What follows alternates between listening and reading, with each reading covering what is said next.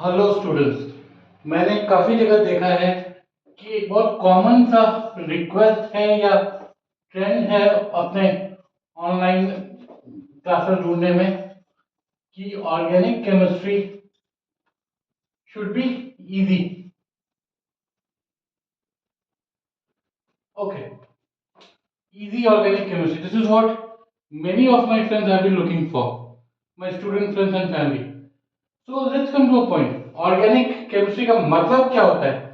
Because जब हम ये मतलब समझ जाएंगे, हम ये समझ जाएंगे कि ये इजी है। एज वी नो कि ऑर्गेनिक केमिस्ट्री को ऑर्गेनिक केमिस्ट्री इसीलिए बोला जाता है क्योंकि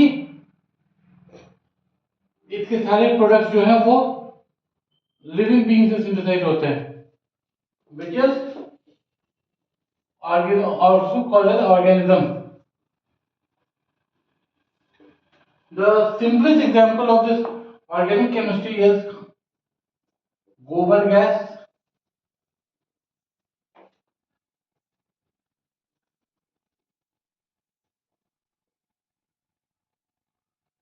Okay, and the second most common is urea. Urea is a chemical which is used for farming. ये एक फर्टिलाइजर है और आजकल हम ये भी सुनते हैं बायो फर्टिलाइजर्स। सो जब ये इसके प्रोडक्ट्स हमारी लाइफ को इजी बनाते हैं तो ऑब्वियस सी बात है कि ये जो सब्जेक्ट अपना या ब्रांच ऑफ केमिस्ट्री है वो भी इजी होगा। इस चीज में हमें जब when we start off with organic chemistry we have to understand two things as to why we consider it most easiest branch of chemistry. तो बच्चों, ऑर्गेनिक केमिस्ट्री जब आप लोगों ने स्टार्ट किया हुआ है, because I listen my audiences are from class 7 से लेके ऊपर तक। सो ऑर्गेनिक केमिस्ट्री जब स्टार्ट करते हैं तो हमारे पास कार्बन हर जगह दिखता है, hydrocarbon, CH4, functional group,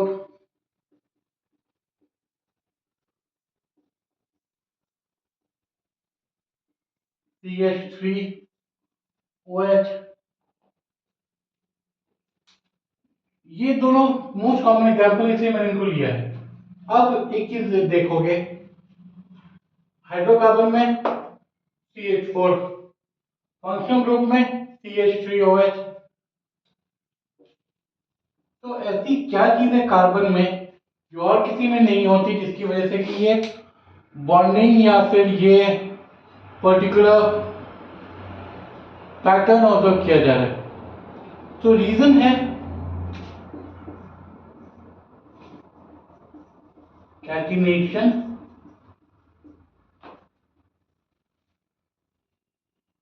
tetra valency. Okay guys, catenation is a property due to which one carbon molecule can bond with several other molecules depending on the maximum number of open bonds.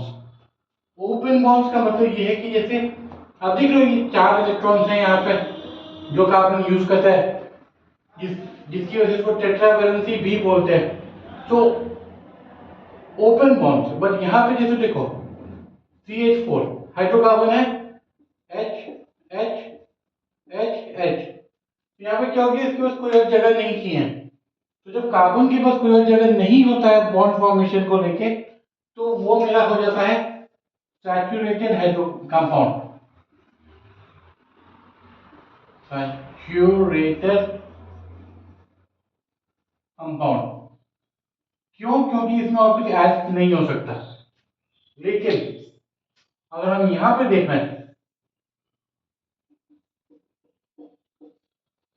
चार bonds H H H H, ठीक। अब ये चार चार bonds में ऐसे जैसे लिखा हुआ है हमने, एक H को यहां से हटा दो। जब एक H को हटाओगे तो यहां पे आएगा OH। What this means is, जो मेरा मीथेन है, मीथेन गैस मेरा कभी भी अनसैचुरेटेड जब होगा तो वो OH ग्रुप से कंबाइन करके मिथाइल अल्कोहल बनाएगा and that methyl alcohol is termed as functional group. Why a functional group? Because इस OH के ऐड हो जाने से मीथेन का जो प्रॉपर्टी है वो पूरा पूरा चेंज हो चुका है as methyl alcohol. So any group of atoms which changes the property of a hydrocarbon is termed as functional groups, and these functional groups have their own characteristics,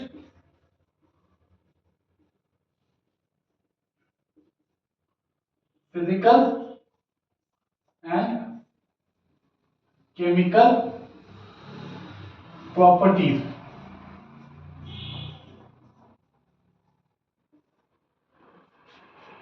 Okay, now they have characteristic physical and chemical properties. So that is the one of the reasons, because of the phenomena or property or characteristic of carbon, which is catenation, which allows it to bond in straight line, branch, open chain, closed chain. तो ये catenation की वजह से carbon number of compounds बनाने लग रहा है। Okay, सो अब दूसरी जो इसकी प्रॉपर्टी है टेट्रावैलेंसी। वो बच्चों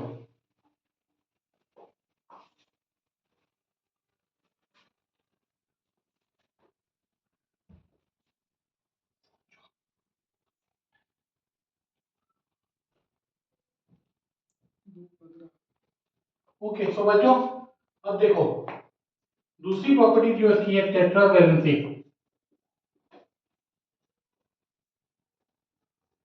टेट्रावैलेंसी का मतलब क्या हो गया? टेट्रा वर्ड का मतलब है चार। ये चार हम लोग बॉन्ड्स देखते आ रहे हैं। तो टेट्रावैलेंसी का मतलब ये है कि द कंपाउंड और the material is able to form 4 different bonds.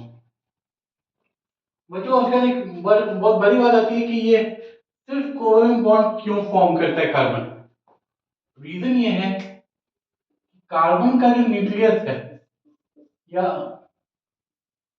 Nucleus है वो उसके पास उतना फोर्स नहीं है कि वो smaller than the given structure को होल्ड कर सके, विच मींस अगर कार्बन अच्छे केमिकल की तरफ बोलता है कि बॉस मैं ये डोनेट कर दूंगा, ये भी डोनेट कर दूंगा, मैं आयनिक बॉन्ड बनाने को तैयार हूं, बट फिर क्या होगा? कार्बन के दो ही इलेक्ट्रॉन्स रहेंगे, वैलेंस इलेक्ट्रॉन कार्बन की वैलेंसी रिड्यूस होकर दो हो जाएगी। हाउएवर जो न्यूक्लियस है उससे जो फोर्स है जो जनरेट आउट होता है to maintain the element carbon, तो उस केस में ये फोर्स ज्यादा हो जाएगा, कार्बन के पास आउटर इलेक्ट्रॉन कम हो जाएंगे, विच मींस कार्बन का जो पूरा वैलेंस इलेक्ट्रॉन है वो सेंटर में आके समा जाएगा और एक्सटिंक्शन की तरफ बढ़ने लगेगा। इसीलिए जब कार्बन अपना इलेक्ट्रॉन शेयर करता है तभी ये जो न्यूक्लियस है, ये न्यूक्लियस के पास इनफ पावर ये होती है कि वो कार्बन के वैलेंस इलेक्ट्रॉन और जो इनकमिंग बॉन्ड्स हैं उसको मेंटेन कर सके। ओके, तो ये दो प्रॉपर्टीज हैं because of which carbon can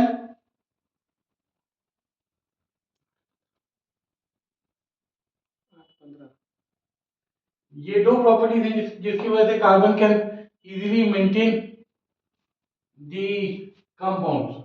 however ये जो कार्बन के वैलेंस इलेक्ट्रॉन्स हैं बच्चों, इस वैलेंस इलेक्ट्रॉन्स की वजह से एक और प्रॉपर्टी है आइसोमेरिज्म। आइसोमेरिज्म का मतलब ये होता है सिंपल वर्ड्स में, iso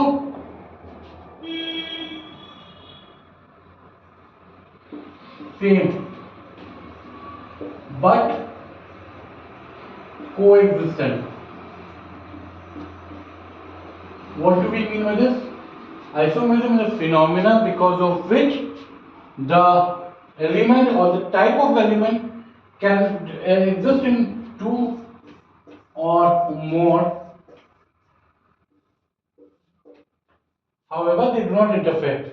Example, diamond and granite. Granite and diamond. Okay. So I hope this is clear that isomerism. तो जो ये एक बहुत छोटा सा हमारा क्लास था जिसमें कि हम ये एक्स्ट्रा इंफॉर्मेशन पास ऑन करना चाहता था मैं विद द लॉजिक कि organic chemistry is easy although this is just start of it but I assure you that you people will like organic chemistry as we move along. Thank you so much. Have a good day.